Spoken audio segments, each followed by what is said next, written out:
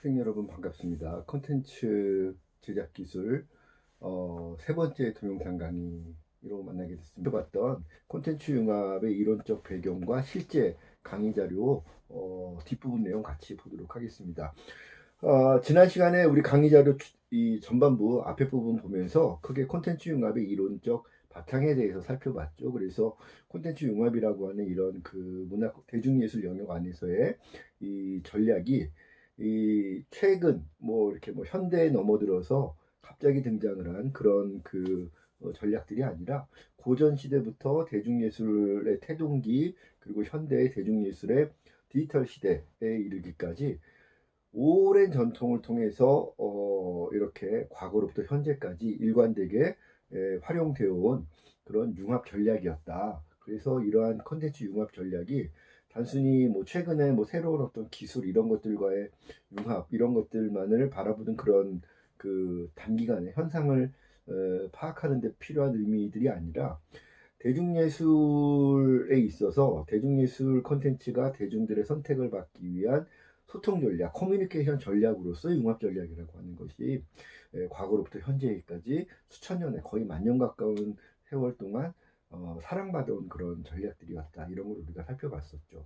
그래서 대중예술 영역에서 콘텐츠 융합이라고 하는 전략이 그렇게 고전 시대부터 현대에 이르기까지 일관되게 이렇게 창작자들과 대중 사이에서 활용되는 그런 전략이라면 이것에 대해서 경험론적으로 이렇다 저렇다 이럴 것이다 저럴 것이다 이렇게 경험론 차원에서만 이야기되는 것이 아니라 무언가 과거로부터 현재 이르기까지 융합 전략들이 꾸준히 인류의 역사와 인류의 진화 역사와 이렇게 함께 해왔던 이런 과정을 일관되게 설명을 할 수 있는 뭔가 궁극적인 원리들을 우리가 발견할 수 있을 것이다라는 시사점을 얻게 되는 거죠.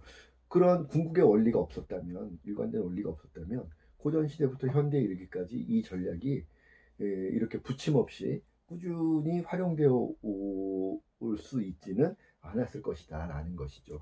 그래서 우리가 그러한 컨텐츠 융합의 여러 가지 그 원리들에 대해서 전략적으로 살펴보고 특히 우리 문화 콘텐츠학과 전공하는 학생들은 자기 전략화 시켜갈 필요성들이 있는데 그러한 컨텐츠 융합 전략을 원리 차원에서 궁극적인 뭔가 이렇게 일관된 법칙들을 우리가 탐구하고 찾아낼 그런 필요성들이 있는데 그러한 것들을 이해하고 찾아가기 위한 여러 가지 학술적인 관점, 학술적인 접근들이 다양한 학문 영역에서 이루어지고 있다. 그런데 그 중에 유력한 하나의 그런 접근의 관점 중에 하나가 다윈주의, 진화주의다라는 것까지 우리가 살펴봤었죠. 그래서 우리가 여러 가지 개념들을 지난 시간에 살펴봤었는데 다윈주의의 여러 가지 개념들이나 원리들은 우리 그 강의 자료 그 두 번째 강의 자료 다윈주의 장르 이론이라는 제목의 강의 자료를 통해서 제가 좀 더 자세히 말씀을 드리도록 학기 중에 자세히 말씀드리도록 하겠고요. 지난 시간에는 우리가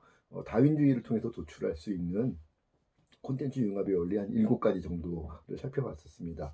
뭐 오늘 지금 또 시간이 부족하기 때문에 다 다시 말씀드릴 수는 없습니다만 어쨌든 다윈주의를 통해서 도출할 수 있는 콘텐츠 융합의 원리 가운데 가장 중요한 관점은 인간의 진화, 생명체의 진화와 마찬가지로 콘텐츠 융합 전략 역시 공진화, 공적응한다라는 것이죠. 그러니까 공진화, 공적응이 그런 개념이었지 않습니까? 유전자 하나가 자기 이 성향만 가지고 진화하는 것이 아니다.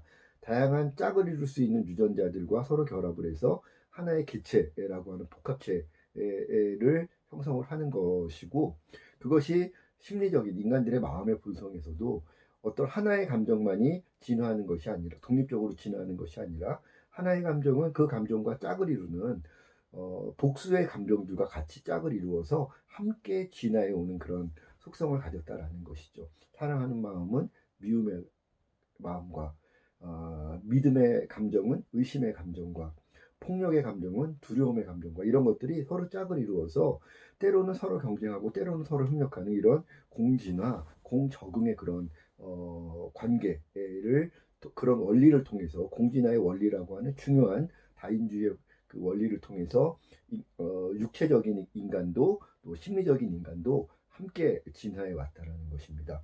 그러한 인간의 유전적인 심리적인 진화의 원리들이 인간의 본성과 함께 진화해온 대중예술의 융합 전략에도 그대로 적용이 된다라고 하는 것을 우리가 지난 시간에 살펴봤습니다. 그래서 콘텐츠 융합은 어느 날 갑자기 완성되는 것이 아니라 천천히 조금씩 누적되는 것이다. 또 콘텐츠 융합은 익숙함의 범주 안에서 제한된 대중의 선택을 받기 위한 변이로 작용해서 새로운 트렌드를 구축한다. 또 콘텐츠 융합은 100% 새로운 것이 아니라 1%의 something new가 선택되는 것이다.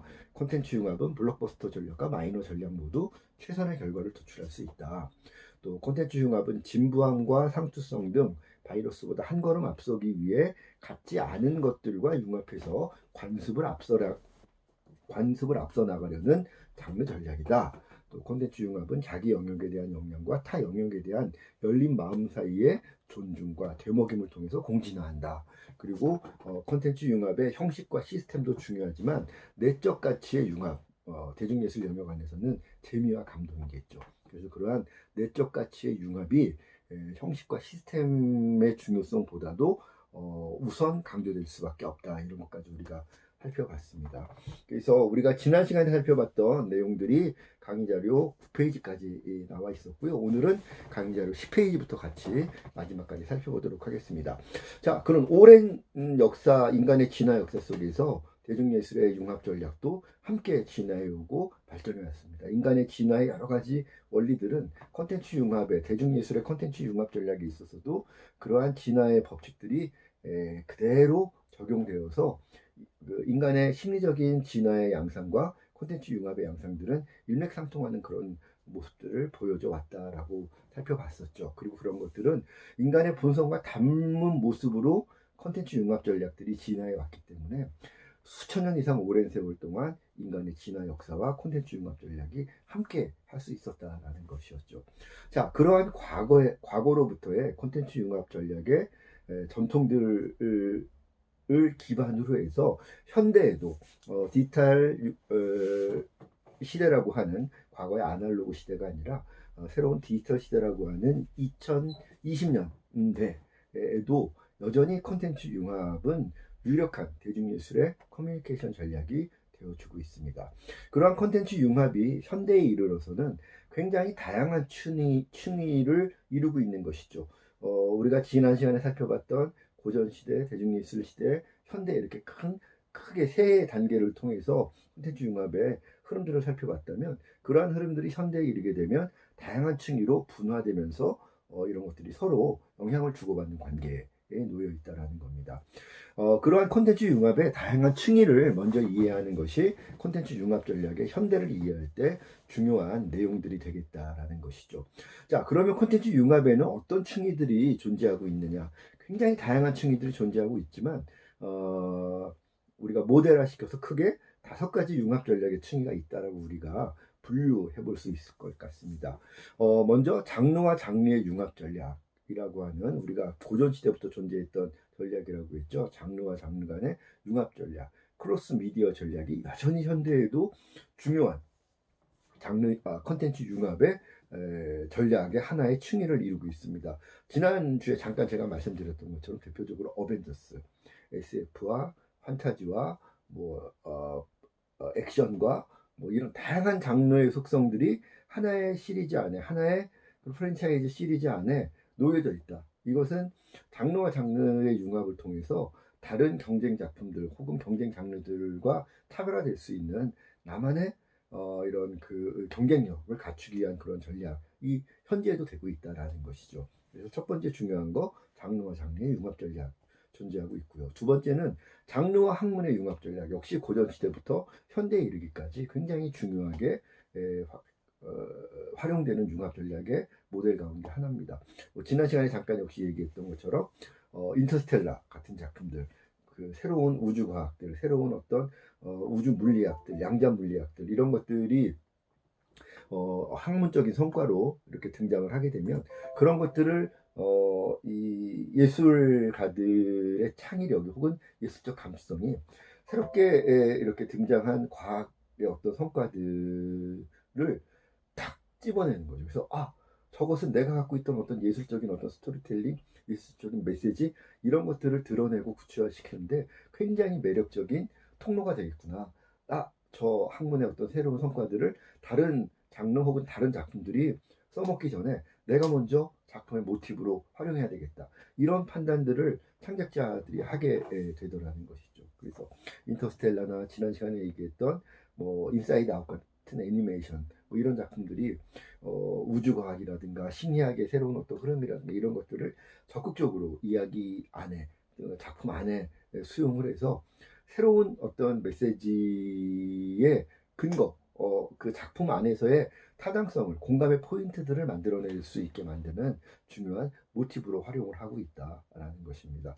물론 이런 것들은 과거에도 여전히 존재했었죠. 뭐 예를 들면 뭐 심리학의 어떤 새로운 이론들이 등장을 하면 그런 것들을 적극적으로 받아안아서 약간 판타스틱한 그런 소설로 만들었던 사례, 지킬 박사와 하이드 씨 뭐 이런 작품들이 있잖아요. 또 과학 이렇게 예를 들면 그 로켓을 발사시킬 수 있는 그런 새로운 학문들이 등장을 했을 때, 학문의 성과들이 등장했을 때 달나라 탐험을 하는 그런 다양한 소설들이 등장을 한다든가 이런 것들이 과거로부터 학문을 장르가 수용해왔던 그런 융합 전략의 층위들이 되는데, 현대에도 굉장히 유력하게 새로운 학문의 성과들이 등장을 하게 되면 장르가, 대중예술이 적극적으로 이렇게 수용을 해서 새로운 이야기, 새로운 모티브, 새로운 메시지, 또 혹은 새로운 표현의 스타일 이런 것들을 만들어내는데 중요한 모델로 활용을 하고 있습니다. 장르와 장르의 융합, 장르와 학문의 융합 전략, 이 두 가지 모델은 아주 오랜 전통을 갖고 있는 전통적인 융합 전략의 모델이라고 한다면, 장르와 디지털 미디어 혹은 장르와 디지털 기술과의 융합 전략은 디지털 시대라고 하는 20세기 후반 21세기에 접어들어서 더욱더 각광받고 확장되어가는, 영향력이 커지고 있는 융합 전략 가운데 하나라고 볼 수 있겠죠. 예를 들면 웹툰 같은 그런 장르들은 기존의 만화라고 하는 그런 전통적인 아날로그 장르가 디지털 디바이스들과 결합을 하고 디지털 플랫폼들과 결합을 해서 새로운 창작의 방식, 새로운 유통과 수용의 방식 이런 것들을 새롭게 만들어내서 새로운 장르 감성을 만들어낸 그러한 중요한 장르와 디지털 미디어 융합의 사례라고 볼 수 있지 않습니까? 이런 뭐 웹툰 이외에도 뭐 디지털 게임들, 여러분들 모바일로 하는 많은 게임들, 뭐 그다음에 3D 애니메이션, 뭐 4D 영화 뭐 이런 것들 등등등등이 새로운 디지털 미디어, 새로운 기술과의 융합 전략의 좋은 결과물이라고 볼 수 있고요. 최근에는 OTT 플랫폼들, 뭐 가장 대표적으로 넷플릭스 같은 오버 더 톱 플랫폼들이 새로운 방식의 디지털 유통, 디지털 컨텐츠 유통 전략들을 선보이면서 새로운 기존의 아날로그 기반의 대중예술 컨텐츠 배급과 수용 방식들을 대체해 나가고 있는 그런 시대인 것이죠. 그래서 최근에는 장르와 디지털 미디어, 디지털 기술과의 융합 전략이 새롭게 등장을 하면서 각광받고 있다. 물론 전통적으로 디지털 기반이 아니더라도 아날로그 미디어, 아날로그 기술들과도 적극적으로 결합을 하면서 대중예술 시대가 열렸다. 18세기, 19세기에 그 말씀은 제가 지난주에 드렸으니까, 그렇게 보면 사실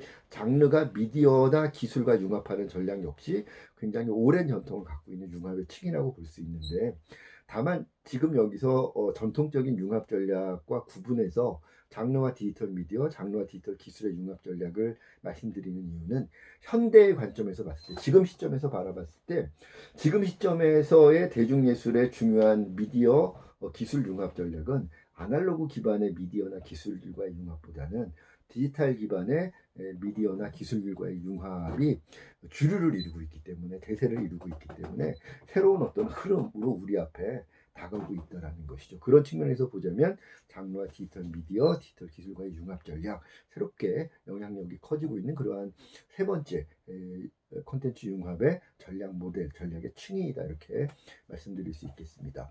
그리고 나면 네 번째, 장르와 디지털 미디어 기술과의 융합의 차원을 넘어서서 디지털 미디어나 디지털 기술이 디지털 미디어가 디지털 미디어와, 디지털 기술이 디지털 미디어와, 혹은 디지털 기술이 디지털 기술과 적극적으로 융합을 하면서 디지털 미디어와 기술 사이에 이런 벽들이 점점 허물어지고 어떤 하나의 어떤 공간에서 다양한 미디어와 다양한 기술들이 융합하고 하나의 어떤 서비스의 모델을 구축하는 그런 현상들도 빠르게 지금 등장을 하고 있다라는 것이죠. 방금 말씀드렸던 넷플릭스도 사실 이런 미디어 기술, 새로운 디지털 미디어, 새로운 디지털 기술들의 융합을 통해서 등장을 한 새로운 사업 모델이라고 볼 수 있는 것이죠. 조금 시계를 앞 한 15년 전, 20년 전으로 우리가 거슬러 올라가 보자면 새로운 미디어 기술과 새로운 디지털 미디어와 새로운 디지털 기술들이 융합을 해서 인간들의 삶을 일상적인 삶의 영역에서도 또 대중예술의 수용이나 창작의 영역에서도 큰 변화를 일으킨 성공 사례가 하나 있죠. 뭘까요? 바로 여러분들 그 손에서 하루 24시간 거의 손에서 떼놓지 못하는 스마트폰이 대표적으로 미디어와 미디어 기술과 기술이 정말 이 고집적된 상태로 융합의 하이엔드를 보여준 그런 사례라고 볼 수 있는 거죠. 사실 지금 제가 동영상 강의도 다른 뭐 좋은 카메라나 마이크 없이 지금 저는 LG V40 스마트폰 기종을 쓰고 있는데 마이크도 저는 그냥 핸드폰 마이크 지금 쓰고 있고요. 카메라도 그냥 V40에 달려있는 기본 렌즈로 촬영을 하고 있습니다. 뭐 이런 정도 동영상 강의를 만드는데 전혀 불편함 없을 정도의 화질과 이렇게 음질을 확보해 주는 그런 디바이스가 되는 것이죠. 요즘 핸드폰들이 거의 대부분 그렇습니다. LG뿐만 아니라 삼성의 갤럭시 시리즈도 마찬가지고 아이폰 시리즈도 마찬가지고 굉장히 이런 동영상 창작이라든가 그런 창작물을 통해서 SNS를 통한 그런 소통 이런 것들의 중요한 기반이 되고 있는 것이 스마트폰이죠. 심지어 이 스마트폰은 동영상 촬영이라든가 SNS에 그런 거 올리고 이런 데서 기능이 끝나는 게 아니라 전통적인 통신의 기능, 전화를 주고받는다거나 문자를 주고받는 그런 정보통신의 역할도 이 조그만 기기 안에서 우리가 해결할 수 있습니다. 또 웹서핑이라든가 어플리케이션 활용을 통한 다양한 그런 생활 혹은 문화 서비스들도 조그만 이 스마트폰을 통해서 우리는 다 그런 수요들을 충족받고 있는 것이죠. 불과 10년, 15년 전만 하더라도 우리가 음악을 들으려면 음원, MP3라는 기기를 따로 우리가 갖고 있었어야 되고요. 그거보다 한 5, 6년 전에는 다 CD 플레이어 들고 다니면서 CD로 음악을 들었습니다. 요즘 뭐 굿즈 상품으로 CD들을 이렇게 사고 팔고 하고 있지만 과거에는 음악을 실제로 CD를 통해서 거의 대부분 들었죠. 불과 한 15년 전, 20년 전, 그 무렵에요. 그리고 과거에는 마찬가지로 10년 전, 15년 전 요 무렵까지는 가정마다 TV가 있는 그 거실이나 이런 데 가족들이 저녁이면 다 모이죠. 아버지가 리모컨의 헤게모니를 쥐고 있는 가정도 있고 어머니가 리모컨의 권리를 갖고 계신 가정들도 있을 텐데 누가 리모컨에 대한 주권을 갖고 있냐에 따라서 모든 가족들이 봐야 되는 프로그램이 똑같았던 거죠. 아버지가 뉴스 보면 할 수 없이 다른 가족들도 재미없어도 뉴스 보는 겁니다. 어머니가 일일 드라마, 막장 드라마 이런 거 보면 나머지 가족들도 재미없어도 그거 봐야 되는 거죠. 왜? 텔레비전을 통해서만 방송을 볼 수 있었으니까. 근데 지금은 어떻습니까? 저녁 시간이면 보고 싶은 프로그램들이 다 다른 가족 구성원들이 굳이 아버지가 뉴스 보고 계시다고 다 옆에서 뉴스 보고 있습니까? 아니죠. 자기 스마트폰 쓱 들고 각자 자기 방으로 가면 됩니다. 보고 싶은 거 그때 핸드폰 통해서 실시간 방송 볼 수도 있고요. 아니면 VOD 서비스 볼 수도 있고 IPTV 들어가서 다양한 영화나 동영상들 아니면 유튜브나 이런 데 들어가서 자기 좋아하는 그런 유튜버들이나 크리에이터들의 그런 콘텐츠들 얼마든지 감상할 수 있습니다. 콘텐츠를 수용을 하고 콘텐츠가 공급되고 수용을 하는 그런 그 플랫폼의 역할을 과거에는 TV라든가 MP3라든가 극장이라든가 몇몇 아날로그 기반의 그런 그 플랫폼들이 독점을 하고 있었다면 지금은 스마트폰을 통해서 그러한 독점의 형태들이 완전히 분산되어 버린 것이죠. 그래서 아까 세 번째 장르와 디지털 미디어 기술이 융합을 하고 그러한 융합의 정도가 심화되어 오면서 이제는 디지털 기술들이 자기들끼리 융합을 해서 새로운 비즈니스 모델을 만들어내고 그 비즈니스 모델을 통해서 새로운 콘텐츠 창작과 콘텐츠 수용에 새로운 어떤 플랫폼들이 구축되어서 영향력을 넓혀나가는 그런 시대까지 이르렀다. 콘텐츠 융합의 네 번째 층이 디지털 미디어, 디지털 기술들이 자기들끼리 적극적으로 융합을 하면서 새로운 콘텐츠 유통과 새로운 콘텐츠 수용의 그런 그 시스템들, 플랫폼들을 만들어내는 그런 전략적인 모델이 네 번째 중요한 현대에서 우리가 살펴볼 수 있는 콘텐츠 융합의 층위가 되겠다라는 것이죠. 그러고 나서 마지막으로 연장선상에서 우리가 살펴볼 수 있는 다섯 번째 융합 전략의 층이 비즈니스와 비즈니스가 융합한다는 겁니다.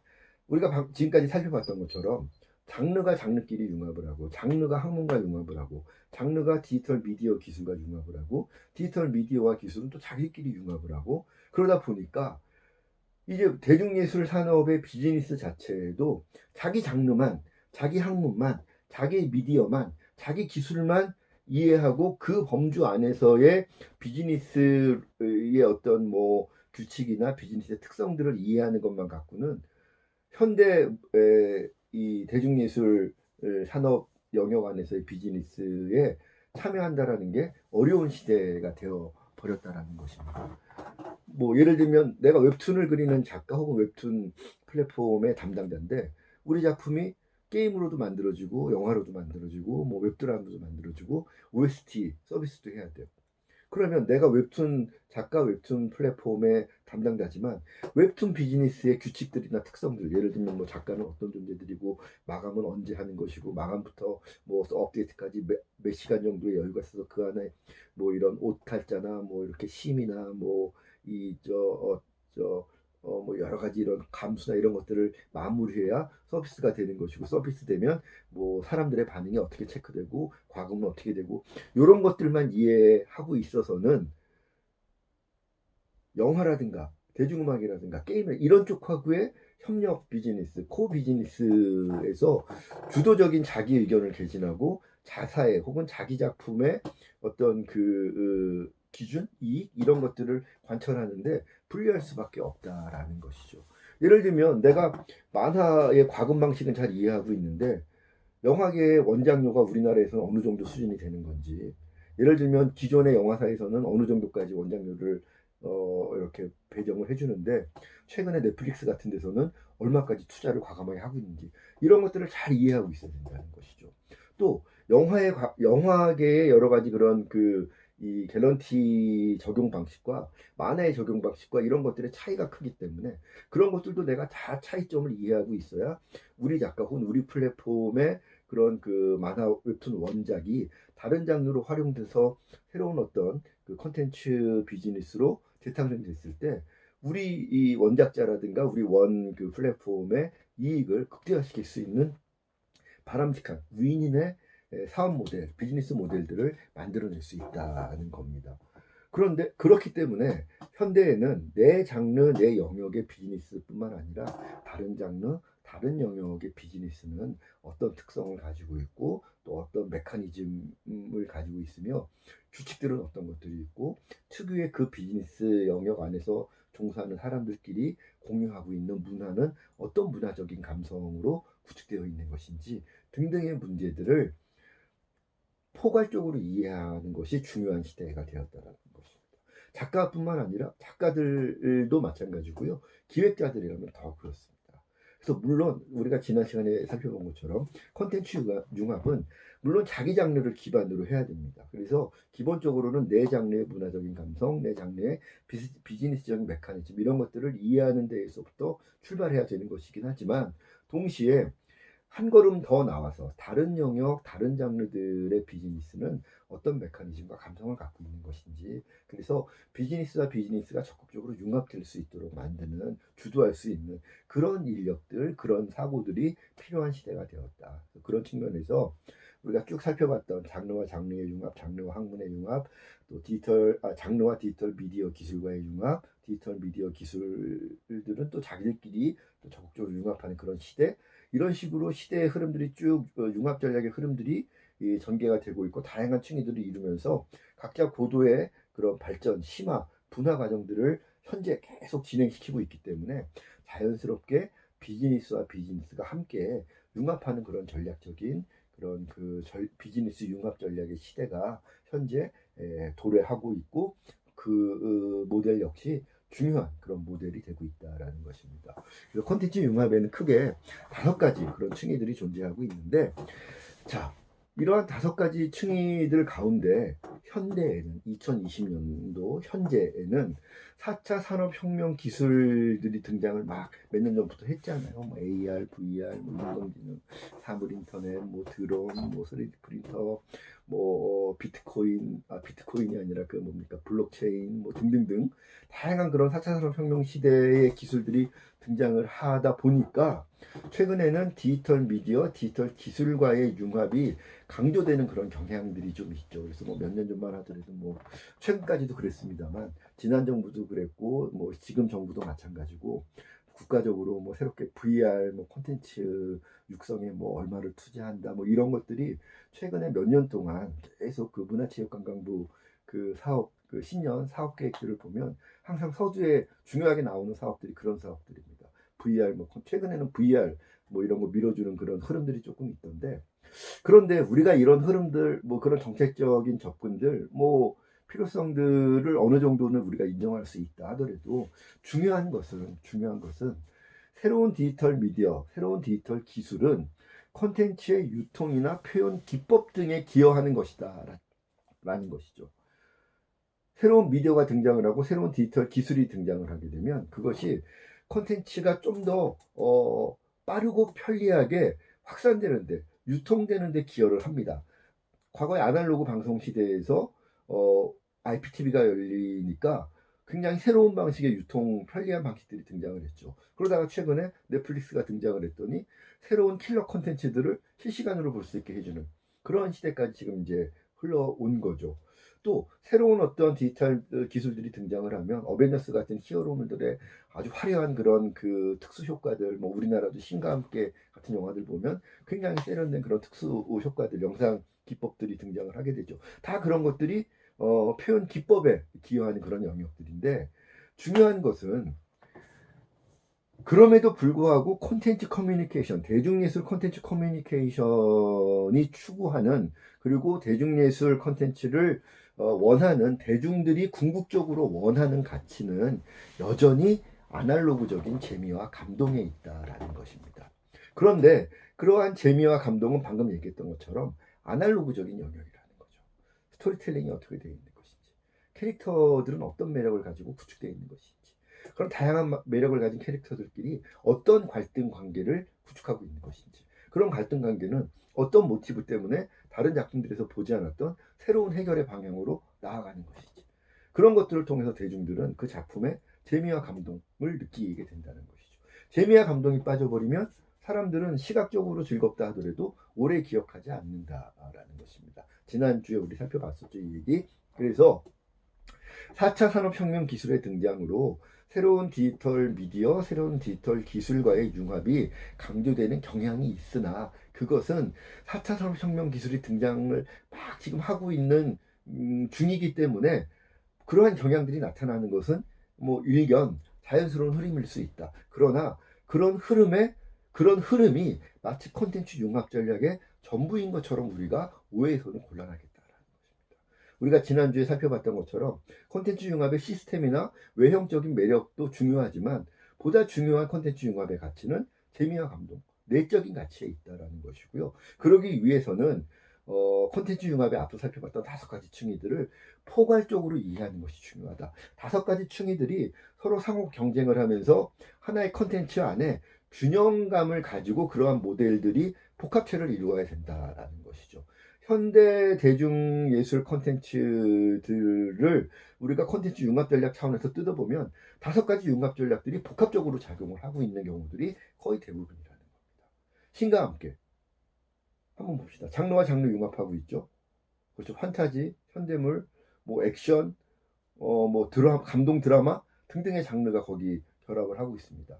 학문과는 어떤 학문들과 결합하고 있습니까? 철학, 심리학, 종교학, 학문과 융합하고 있죠.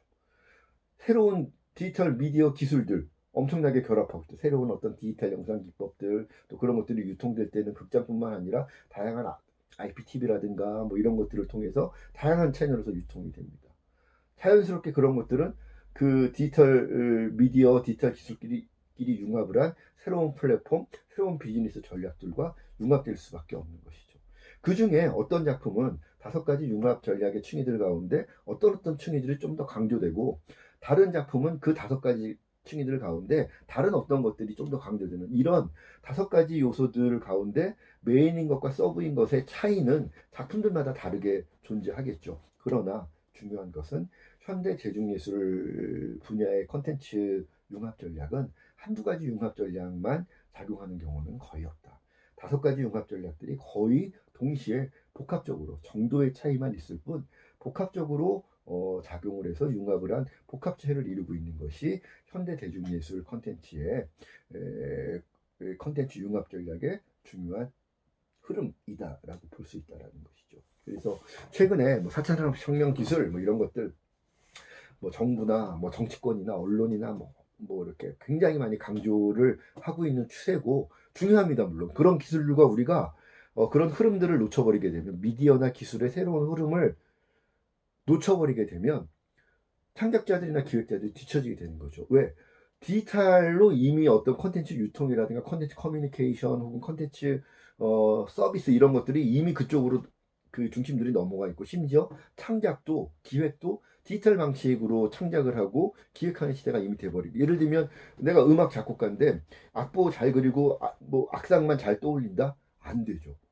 디지털 방식으로 녹음하고 디지털 방식으로 유통을 하는 그 시스템을 이해하지 못하면 현대 대중음악계에서는 좋은 작곡가가 될 수가 없는 시대가 되어버렸기 때문에, 새로운 디지털 미디어나 새로운 디지털 기술의 흐름들을 놓치지 않는 것이 굉장히 중요합니다. 그러나 그것이 중요하다고 해서 그것이 전부라고 착각하는 것은 굉장히 위험하다라는 것이죠.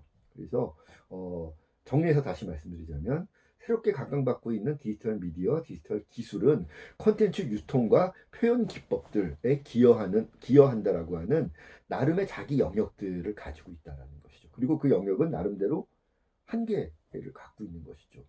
그러한 콘텐츠 유통과 표현 기법에 기여한다라고 하는 이런 그 디지털 미디어나 기술의 어떤 측면들이 재미와 감동이라고 하는 아날로그적인 감성의 창출을 보장해주지 못한다는 겁니다. 전적으로 보장해주지 못한다. 그것을 보완해 줄 수는 있겠지만, 그러나 전적으로 보장해 주지는 못한다라는 겁니다. 그러면 그것은 어디서 봐야 되느냐? 11페이지. 장르와 장르의 융합이라든가 장르와 학문의 융합 등 전통적인 재미, 감동 창출 전략의 기반 위에서 디지털 미디어나 디지털 기술, 콘텐츠 비즈니스들, 이런 것들, 새로운 콘텐츠 융합의 층위들을 고찰해야 되겠다. 전통적인 재미 감동 창출 전략이라고 할 수 있는 장르와 장르와 학문과의 융합이라고 하는 이 층위들이 기반이 돼야 된다. 이게 기초가 돼야 된다. 이 기초가 없는 상태에서는 아무리 새로운 미디어, 새로운 기술, 새로운 비즈니스 모델들 이런 것들이 등장한다 하더라도 그것은 마치 사상누각, 모래 위에 성을 쌓은 거나 마찬가지의 그런 결과를 나타낼 뿐이다라는 겁니다.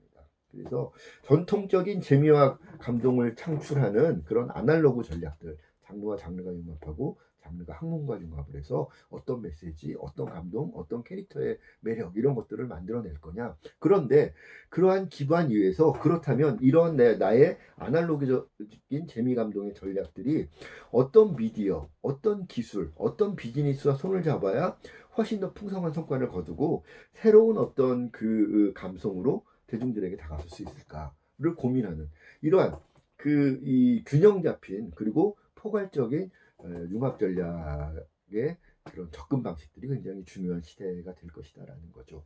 그래서 이런 전통적인 그런 그 컨텐츠 융합, 재미 감동 창출 전략의 기반 위에서 컨텐츠, 새로운 미디어, 새로운 기술, 새로운 컨텐츠 비즈니스 등과 관련된 전문성을 확립해 나가야 된다. 그래서 장르와 학문의 융합을 하는 이런 그 층위들에 대한 굉장히 깊이 있는 이해가 창작자들이나 기획자에게는 먼저 가장 기초가 되는 팬더먼탈이 되어야 된다.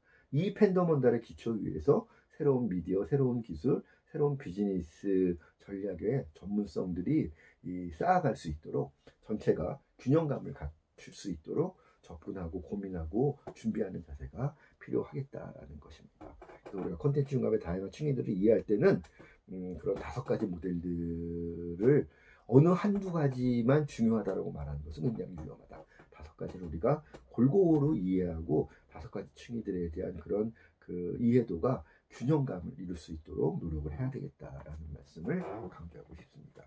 그래서 이런 콘텐츠 융합 전략들이 커뮤니케이션 측면에서 실제로 작용을 하고 있기 때문에 굉장히 중요하다는 얘기를 또 12페이지, 13페이지 뒷부분에 또 계속해서 살펴볼 수 있도록 하겠습니다. 방금 말씀드린 그런 5가지 층위들이 콘텐츠 융합 전략의 현재의 실제적인 모델들, 층위들을 이루고 있는데, 이러한 각각의 이런 커뮤니케이션 전략들은 중요한 커뮤니케이션, 장르 커뮤니케이션 전략, 창작자나 기획자가 대중들과 소통할 수 있는 중요한 커뮤니케이션 전략이 되고 있다라는 것이죠.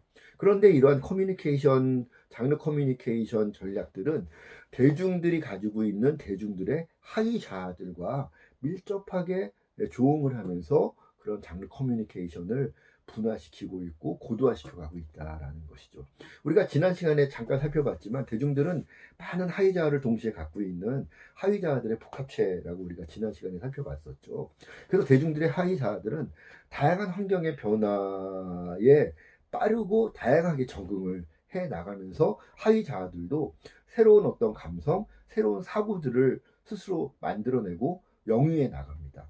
그런데 그러한 대중의 하위자아들이 상호작용을 하는 환경들은 어떤 것들이 있느냐? 굉장히 역시 하위자아의 다양성만큼이나 다양한 하위자아들이 관계를 맺고 있는 환경들도 굉장히 다양한 환경들이 존재하고 있다는 것입니다. 가장 대표적으로 생태적인 환경이 있는 것이죠. 요즘 우리 코로나 바이러스 때문에 굉장히 어려운 시절을 겪고 있는데 생태적인 환경이 우리에게 지금 새로운 자극, 새로운 어떤 환경적인 이슈를 던져놓고 있는 것이죠. 생태에 대한 그 보호, 생태를 우리가 아끼고 생태가 갖고 있는 질서들을 잘 지켜가야 되는데 인간의 어떤 오만이나 자만이 이 생태의 어떤 리듬, 질서들을 일부 무너뜨렸다. 생태적인 어떤 환경의 변화가 막 오고 있는 것입니다. 바이러스, 뭐 대기의 어떤 환경의 오염들, 뭐 북극에 가면 빙하들이 녹고 있고, 뭐 어종들이 막 달라지고 있고, 제주도에서 기르던 감귤, 뭐 오렌지 이런 것들이 남해안까지 올라오고 이런 것들. 생태적인 환경의 변화들이 인간의 삶에 어마어마하게 영향을 미칩니다. 우리가 평소에는 생태적인 환경이 주는 그런 자극들을 잘 느끼질 못해요. 생태가 안정감을 이루고 있을 때는. 그런데 생태적인 환경이 요즘처럼 뭔가 생태의 어떤 변화들이 조금이라도 등장을 하면 인간들은 엄청나게 치명적인 어떤 충격들을 받을 수밖에 없습니다. 그래서 중요한 인간들이 관계를 맺는 중요한 첫 번째 환경, 생태적 환경이 있고요. 또 두 번째로 사적 환경이 있습니다. 부모님과 자식과의 관계, 형제들 간의 관계, 내 친구와의 관계, 또 중요하게 사랑하는 사람들과의 관계. 이런 것들. 그런 것들의 인간의 일상은 엄청나게 또 많이 영향을 받죠. 여러분들 아침에 학교에 나올 때, 요즘 학교를 못 나오니까 뭐 이렇게 일어나서 부모님한테 잔소리 듣는다. 매일 듣는 잔소리인데도 그 잔소리 들으면 하루 종일 뭔가 자기 어떤 생활을 할 때 계속 뭔가가 찝찝하죠. 휴학해야 되고, 뭐, 또 해외 연수 가고 싶고, 뭐 이럴 때마다 그런 길을 가고 싶은데 부모님하고 관계에서 부모님한테 부담 드리는 건 아닐까? 이런 거 굉장히 학생들한테 부담되는 그런 그 환경 요인이 되는 것이죠. 또 형제들끼리도 뭔가 좀 안 좋은 일이 생긴다거나 특히 또 이제 여러분들 나이 때는 또 중요한 사적 환경이 사랑하는 사람과의 관계.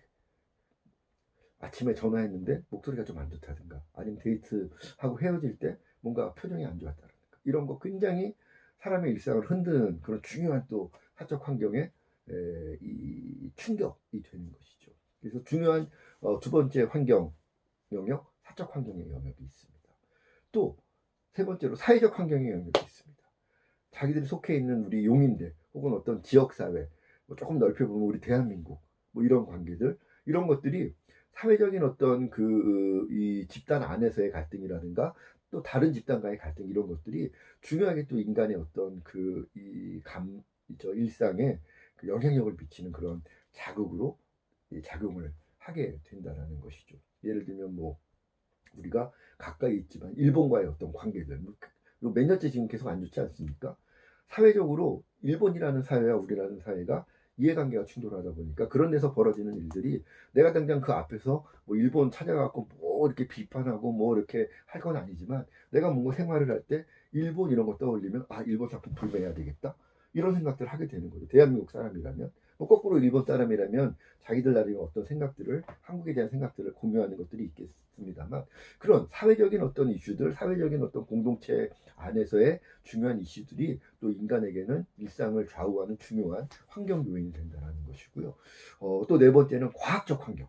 새로운 어떤 과학들이 등장하게 되면 과학 문명들이 만들어 놓은 새로운 어떤 그 문명의 시스템들이 환경으로 또 인간들에게 작용을 하는 겁니다. 과거에는 우리가 선조시대 때, 뭐 과거에 원지시대 이럴 때에는 과학기술의 이런 수준들이 높지 않다 보니까 왜 해가 떠서 왜 해가 지는지, 뭐 계절은 왜 바뀌는지, 지구가 스스로 도는 건지, 아니면 우주가 도는 건지, 이런 거에 대해서 그 일관된 자기 기준들을 갖고 있지 못할 때는 그러한 자기들의 인식 환경 안에서 자기의 삶의 어떤 문제들을 해결해야 됐던 겁니다. 그러다 보니까 과거에는 토테미즘 이런 것들을 숭배했을 수밖에 없고 토테미즘이 원시시대 때는 가장 인류의 유력한 과학이었던 겁니다. 그런데 현대에는 원시인들에게는 과학이었던 토테미즘이 현대인들에게는 이건 그냥 미신인 거죠. 왜? 우리가 지금 축적하고 있는 쌓아놓고 있는 과학적인 환경의 수준은 훨씬 더 고도화되어 있는 그런 시대이기 때문이라는 것이죠. 그래서 새로운 어떤 과학적인 환경들의 변화도 인간들의 삶을 민감하게 이렇게 변화시키는 그런 중요한 과학적인 환경 요인이 되는 것이죠. 이거는 대중예술 영역도 마찬가지입니다. 아까 얘기했죠. CD 듣다 그전에는 뭐 LP 테이프 이런 거 듣다가 CD 듣다가 MP3 듣다가 지금은 스마트폰으로 음악 듣는다. 새로운 과학적인 환경이 등장하게 되면 문화예술적인 일상도 달라지게 되는 겁니다. 그래서 이러한 크게 살펴보자면 생태적인 환경, 사적 환경, 사회적인 환경, 과학적 환경 등의 변화에 따라서 대중들의 하위자들은 이러한 다양한 환경들의 변화에 빠르게 적응을 하면서 새로운 어떤 감성, 새로운 사고 이런 차원의 융합 패턴들을 산출해낸다는 것이죠. 새로운 환경 변화가 등장하게 되면 인간들의 감성과 사고는 거기 그 새로운 환경 변화에 적응하면서 새로운 어떤 사고 감성의 융합 패턴들을 산출할 수밖에 없습니다. 코로나 사태를 우리가 지금 겪고 있지만 이 시기를 거치면서도 우리는 지금 뭔가를 느끼고 있고 이 시기가 지나가게 되면 우리는 굉장히 중요한 감성과 사고의 새로운 융합 패턴들을 우리 스스로가 산출해낼 것입니다. 가장 우리가 최근에 뼈저리게 느끼는 게 뭡니까? 인간은 연결되어 있구나. 아, 내가 이웃과 내가 멀리 있는 대구 경북 사람들과 내가 멀리 떨어져 있는 뭐 광주 전라도 사람들과 연결되어 있구나. 내가 지금 서울에 살고 있지만 거기 있는 사람들의 문제가 나의 문제이구나. 연결되어 있기 때문에 중국과 미국과 이태리와 다른 나라 국가 사람들 먼 데 떨어져 있는 나는 상관없는 사람들인 줄 알았더니 그 사람들의 그런 문제가 질병의 문제가 나에게도 연결되어 있구나. 당장 내가 그 병에 전염이 돼서 감염이 돼서 내가 아프지 않다 하더라도 이런 것들이 지금 연결되어 있기 때문에 코로나 사태 때문에 발생하는 다양한 경제적인 사회적인 문제들이 나의 일상을 지금 이렇게 흔들고 있구나. 이런 것들을 통해서 우리는 연결에 관련된 인간들의 삶에 있어서 타인들과의 연결되어 있는 이런 현대인들의 삶의 어떤 새로운 측면들을 우리 막 느끼고 있는 것이죠.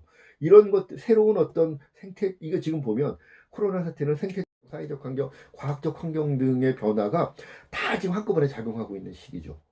이러한 환경들의 변화를 통해서 지금 우리가 느끼고 있는 것들, 이런 것들이 우리가 어느 일정한 시간을 이제 지나게 되면 코로나 사태를 지금 맞이하고 있는 이 시간들이 흐르게 되면 분명히 뭔가 새로운 어떤 감성, 사고의 융합 패턴들로 그 결과물들이 나오게 된다.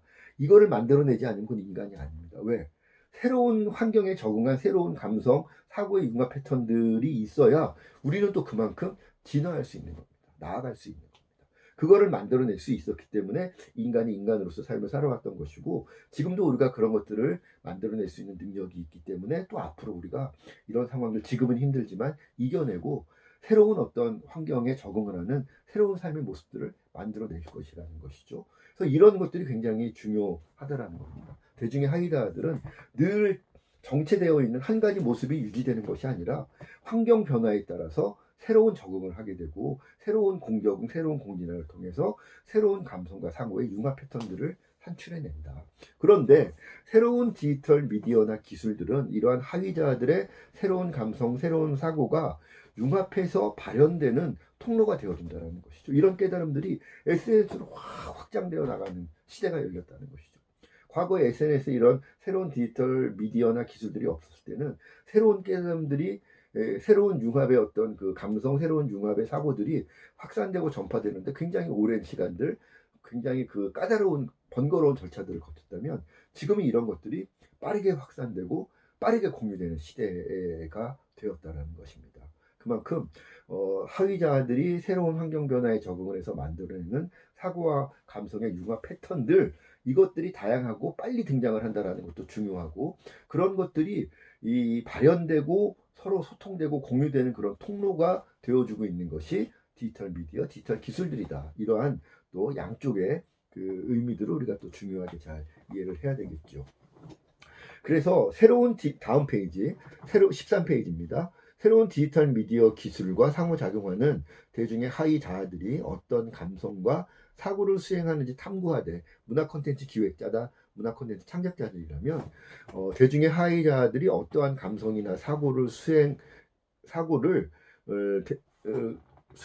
할 때 디지털 미디어나 기술과 상호작용하는 관계 안에서 그런 것들을 수행을 하니까 대중들의 하위자들이 새로운 디지털 미디어나 기술들과 상호작용을 해서 어떤 감성, 어떤 사고를 수행하는지를 탐구하되, 새로운 어떤 디지털 미디어나 기술을 통한 그런 감성이나 사고의 발현, 공유, 확산, 이런 것들이 근본적으로는 안정성이라고 하는 인간의 본성, 안정성을 추구하는 인간 본성의 범주 안에서 새로움을 추구한다라고 한다는 이런 인간 본성의 융합 원리를 이해해야 된다는 것입니다. 우리가 지난 시간에 살펴봤던 것처럼 인간은 기본적으로 안정성을 중요하게 생각을 합니다. 안정성의 범주 안에서 새로움을 추구하는 것이지, 안정성을 완전히 무시하고 새로움만을 추구한다라고 인간을 바라보는 건 오해이자 위험한 접근일 수 있다라는 것이죠. 제가 이 얘기는 수업 시간에 좀 더 얼굴 보면서 자세히 좀 말씀을 드릴게요. 오늘은 일단 여러분들이 그냥 단순하게 한번 생각해 볼 필요가 있는 문제, 인간은 안전성의 범주 안에서 새로움을 추구한다. 이것이 인간 본성이 가지고 있는 기본적인 인간 본성의 특성이다라는 것이죠. 인간은 안정성, 익숙함, 보수적, 이런 것들을 중시하지 않았다면 원시 시대 때부터 살아남을 수가 없었을 겁니다. 새로운 어떤 과일, 어제 못 봤던 새로운 과일이 있다. 너무 이쁘다. 먹을까 말까. 안 먹는 게 인간들도 살아남을 수 있는 확률이 높은 선택이었다는 것이죠. 왜? 이게 먹어서 내 몸에 좋을 수도 있지만, 만약에 저걸 먹어서 저 안에 독이 있어서 내가 아프거나 죽을 확률이 1%라도 된다면 99%의 가능성을 포기하고 1%의 두려움 때문에 선택하지 않는 것이 인간에게는 유리했다는 거죠. 왜? 의학 기술이 발달하지 않았었기 때문에. 그런 시기를 인간은 굉장히 오랫동안 인류 역사의 거의 90%, 99% 이상을 그런 시대를 인간들은 살아왔었고, 현대의 그런 높은 수준의 과학 기술, 의학 문명 뭐 이런 것들은 인간 역사를 전체를 통틀어 보면 1%도 안 되는 기간이었다는 것이죠.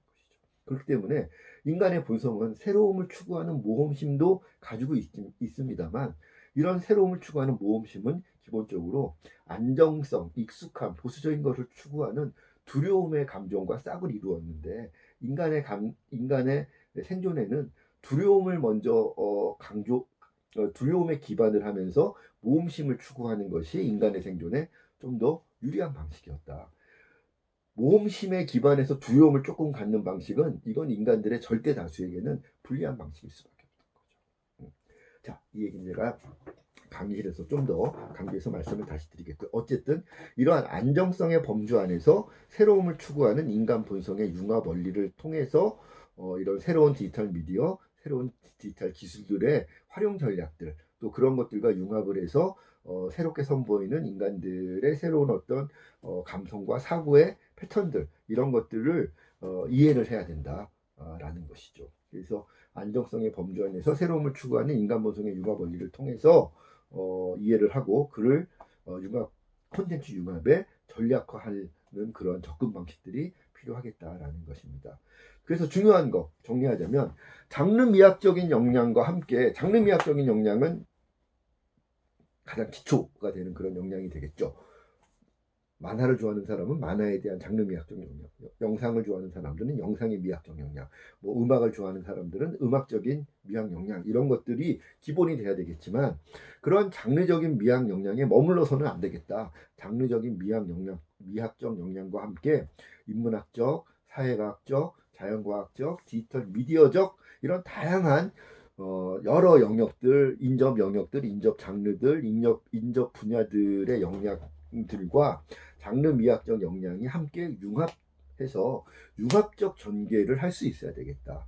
그러한 융합적 전개를 통해서 장르 커뮤니케이션을 전략화시켜서 대중들의 다양한 하위자와 다양한 환경들이 상호작용을 하는 이런 굉장히 다양한 방식의 콘텐츠 융합의 층위들을 이해를 하고 이러한 층위들을 통해서 내가 전달하고자 하는 재미와 감동의 메시지와 그 형식을 대중들에게 효과적으로 전달할 수 있는 커뮤니케이션 전략을 전략화시키는 그러한 접근 전략들을 도출해내는 것이 중요하겠다라는 것입니다. 그래서 콘텐츠 융합은 실질적으로 커뮤니케이션 전략 층위에서 활용되고 있다. 현대 콘텐츠 커뮤니케이션, 대중예술 콘텐츠들이 대중들의 선택을 받는 존재라고 했죠. 선택을 받기 위해서는 대중들과 커뮤니케이션 관계를 구축을 해야 되는데 이러한 커뮤니케이션 관계 역시도 대중들은 쉽게 관계 맺고자 하지 않는다. 선택적으로 관계를 맺는다. 그러면 대중들과의 커뮤니케이션 통로를 어떻게 확보할 것인가? 콘텐츠 융합 전략을 커뮤니케이션 전략 차원에서 활용을 할 수 있는 그런 역량들을 갖춰야만 대중들에게 선택받는 콘텐츠 커뮤니케이션 전략을 효과적으로 도출해낼 수 있겠다라는 것입니다. 그래서 그런 측면에서 장르 미학적인 역량과 함께 인문학적, 사회과학적, 자연과학적, 디지털 미디어적 역량의 융합적 전개가 그래서 중요하다라는 말씀을 드리는 것입니다. 자, 페이지 넘어가서 14페이지 콘텐츠 융합 교육의 방향과 구성 살펴보도록 하겠습니다. 자, 콘텐츠 융합 교육의 방향과 구성은 우리가 1학기 콘텐츠 제작 기술, 2학기 콘텐츠 융합의 현장 이 두 과목을 연계해서 우리 과에서 지금 용인대학교 문화콘텐츠학과에서 콘텐츠 융합 교육을 지금 시행을 하고 있는 거죠. 이러한 교육의 방향과 구성을 우리가 어떻게 하겠다. 그리고 그 안에서 어떤 것들을 우리 이 1년 과정에 목적과 목표로 삼을 것인가에 대한 말씀을 마지막으로 간략히 정리해서 드리도록 하겠습니다. 자, 핵심 가치는 콘텐츠 융합의 이론적 토대 위에서 구체적인 실행 전략을 모색할 수 있는 전략적 사고, 기획 역량을 구축하겠다. 이론적 토대를 갖추고 그 위에서 구체적 실행 전략을 모색할 수 있어야만 그것이 전략적으로 정말 대중들의 선택을 받을 수 있는 전략적인 사고이자 기획적 역량이 될 수 있다는 것이죠. 그래서 기초 단계에서는 콘텐츠 융합의 이론적 바탕의 이해를 제가 강의를 통해서 여러분들과 한번 살펴보겠고요. 심화 과정을 통해서는 콘텐츠 융합 실행 전략을 직접 탐구해 볼 겁니다. 그래서 그거는 이론과 함께 여러분들의 각 팀별 프로젝트 기획을 통해서 같이 살펴볼 수 있도록 하겠고요. 마지막 실습 단계에서는 이번 학기도 그 실습 과정을 갖도록 하겠습니다만 특히 중요한 거 우리 2학기 때 수업 때 학기 말에 공개 평가하기 위한 그런 팀 프로젝트 진행한다고 말씀드렸죠. 그래서 콘텐츠 융합 프로젝트 워크숍을 통해서 이런 융합 전략의 실습 단계까지 나가볼 수 있도록 하겠다. 그래서 기초, 심화, 실습까지 1년 동안 한번 살펴보겠습니다. 기초 단계에서는 우리 이제 다음 페이지 콘텐츠 융합의 이론적 바탕을 인간 분석과 대중예술의 진화, 대중예술 융합 전략의 전통 이해, 콘텐츠 융합의 원리 뭐 이런 것들 오늘 우리가 일부는 개략적인 거 살펴봤습니다만 다른 강의 자료들을 통해서 이런 기초 단계의 이론적 바탕 더 살펴볼 수 있도록 하겠고요. 심화 단계는 그런 것들을 바탕으로 콘텐츠 융합의 실행 전략들이 실제로 어떤 그런 그 전략 모델들을 현장에서 활용하고 있고 그런 것들은 어떤 효과들을 거둘 수 있는지 이런 것들을 여러분들이 실제 프로젝트 수행 과정을 통해서 살펴보는 단계가 심화 단계가 되겠습니다. 그래서 16페이지 보시면 심화 단계 나와 있죠. 콘텐츠 융합 실행 전략의 탐구 그래서 나와 있는 5가지 정도의 내용들 기본적으로 같이 살펴볼 수 있도록 하겠습니다. 그리고 실습 단계 마지막 17페이지 콘텐츠 융합 프로젝트 워크숍 그래서 콘텐츠 융합 프로젝트의 팀 치팅 및 프로젝트 발표 우리가 2학기 수업 때 본격적으로 할 겁니다. 그거를 위해서 1학기 수업에는 리허설 정도 느낌으로 한번 우리가 또 우리 수업을 통해서 그거는 뭐 공개 평가하지 않고 우리 수업 듣는 1학기 같이 수업 듣는 학생들 사이에서 함께 서로 발표하고 또 평가하고 토론하고 평가할 수 있는 그런 시간을 갖도록 하겠습니다. 그래서 이런 시습 단계 콘텐츠 융합 프로젝트 워크숍에서는 자기 장르 중심의 콘텐츠 융합을 기본으로 하되, 예를 들면 뭐 음악 하고 싶은 사람은 음악을 기반으로 다른 장르 혹은 다른 영역과 융합을 하는 뭐 새로운 공연 콘텐츠를 한다든가 뭐 새로운 어떤 전시 콘텐츠를 한다든가 뭐 이런 식의 접근, 자기 장르 중심의 콘텐츠 융합 전략도 우리가 중요하게 살펴볼 것이지만, 다른 산업, 다른 정책을 위한 콘텐츠 확장 전략들도 포괄적으로 같이 아울러서 살펴보겠습니다. 다른 산업, 다른 정책을 위한 콘텐츠 확장 전략은 또 다른 강의 자료를 통해서 제가 수업 때 사례들을 또 같이 말씀을 드리도록 하겠습니다. 그리고 뭐 우리 학교의 다른 전공 과목과 연계한 그런 프로젝트들도 추진 가능합니다. 뭐 예를 들면 연영과와 같이 연계를 한 어떤 융합 프로젝트를 한번 해보겠다라든가, 뭐 회화과나 국악과, 무용과랑 연계한 뭐 어떤 새로운 접근을 해보겠다, 다 가능합니다. 다 이 문호를 개방을 해서 여러분들이 기획 아이템 선정을 하고 추진할 때 최대한 제가 여러분들 하고 싶은 그런 그 영역 접근할 수 있도록, 시도해 볼 수 있도록 도와드리겠습니다. 그래서 이 수업을 통해서 콘텐츠 융합 현장의 2회 수업에서 실습까지 진행을 하는 단계가 콘텐츠 융합 프로젝트 워크숍의 그런 그 실습 단계가 되겠다라는 것이죠. 자, 마지막으로 18페이지. 그래서 우리가 이 1학기, 2학기 콘텐츠 제작 기술, 2학기 콘텐츠 융합 현장의 2회 과목까지를 1년 동안 통틀어서 어떤 비전을 가지고 이 1년 과정을 임할 것인가 했을 때, 첫 번째, 학술적인 담대함과 전략적 디테일을 함께 아우르는 콘텐츠 융합 전문가까지는 아니어도 콘텐츠 융합 전문가로서의 소양과 자질을 갖출 수 있게는 하겠다. 이게 첫 번째 제가 갖고 있는, 여러분들과 공유하고 싶은 첫 번째 비전이고요. 두 번째는 기획적 마인드를 갖춘 작가, 창작적 감성을 갖춘 기획자를 육성하겠다. 뭐 우리 과는 아무래도 기획자를 꿈꾸는 학생들이 많이 있겠지만, 또 제가 수업을 하다 보면 창작자를 꿈꾸는 학생들도 일부 또 꽤 있더라고요. 그래서 창작자가 되는 길도 굉장히 좋은 길이고, 기획자의 길을 준비하는 것도 중요한데, 문제는 창작자이지만 기획적 마인드를 갖춘 창작자가 될 수 있도록 도와주겠다. 또 기획자이지만 창작적인 감성을 갖춘 기획자가 될 수 있어야 되겠다. 그래서 기획이라는 영역과 창작이라는 영역이 우리 수업을 통해서 융합적인 관계를 이룰 수 있도록 하겠다라는 것이, 기획적 마인드를 갖춘 작가, 창작적 감성을 갖춘 기획자를 육성하겠다라고 하는 두 번째 비전의 내용이다라는 것이죠. 그래서 이러한 두 가지 비전을 이번 학기 수업을 통해서, 이번 학기, 다음 학기 1년 동안의 수업을 통해서 한번 추구해보고, 최대한 이러한 비전을 달성할 수 있도록 제가 먼저 노력을 할 것이고, 여러분들도 즐거운 마음으로 적극적으로 따라와 주시면, 또 함께 해주시면 좋겠다라는 말씀을 드립니다. 할 수 있는 그런 목표라는 생각을 하고 있습니다. 다음 페이지 보시면 이번 강의 자료의 내용들을 준비할 때 참고했던 중요한 문헌들 제가 정리해 놨으니까, 혹시 관심 있는 학생들은 이 참고 문헌에 있는 자료들 개인적으로 살펴보시면 도움이 많이 되실 거고요. 이런 참고 문헌들 여러분들 살펴볼 때 혹시 궁금하거나 잘 이해가 안 되거나 이렇게 도움받고 싶은 학생들은 언제든지 저에게 이메일, 뭐 문자 통해서 저한테 SOS 협조 요청, 도움 청해 주시면 제가 최대한 여러분들 도와드릴 수 있도록 하겠습니다. 자, 오늘 또 1시간이 또 넘어가 버렸네요. 1시간이 넘어가게 되면 이 렌더링 거는 것도 너무 힘들고, 여러분들 이것저기 동영상 강의 집중해서 듣는 것도 1시간도 힘들죠. 사실 전 동영상 볼 때 10분 이상 넘어가면 사실 저도 지루해서 잘 안 보는데, 이게 동영상 강의니까 수업을 대체하는 거니까 분량이 지금 1시간 넘어가고 뭐 이렇게 준비를 하고 있긴 합니다만, 가급적 제가 1시간이 넘어가지 않게 한 회 분량 조절하려고 하는데, 자, 세 번째 동영상 강의 여러분들 잘 들어주셔서 고맙고, 다음 주에는